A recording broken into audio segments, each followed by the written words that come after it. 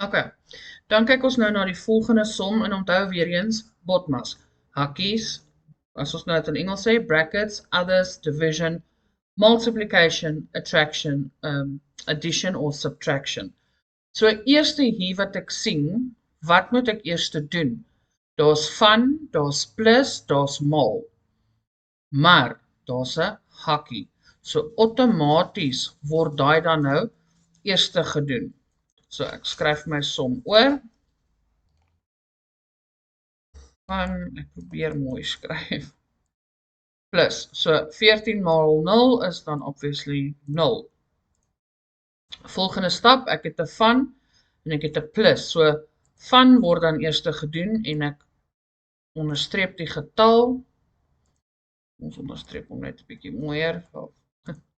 Okay, so hoe werk ek daai ene uit? As jy onseker is, hoe om dadelik net te sê wel, daai is 'n halfte van 16 want jy kry ander getalle ook, dan vat jy die hele getal op 'n stuk skrappapier, 16 gedeel deur jou noemer, wat hier onder is, maal met wat jy bo het, jou teller. En dit sal dan vir jou 8 gee. Okay? So daai antwoord is dan 8 plus 0. En dan natuurlik het jy net een stap oor en dit is 8 plus 0 gee dan vir jou 8. Okay? So dit is ook BODMAS. Hulle probeer jou 'n bietjie uitvang oor dat hulle die goed so die mekaar gooi.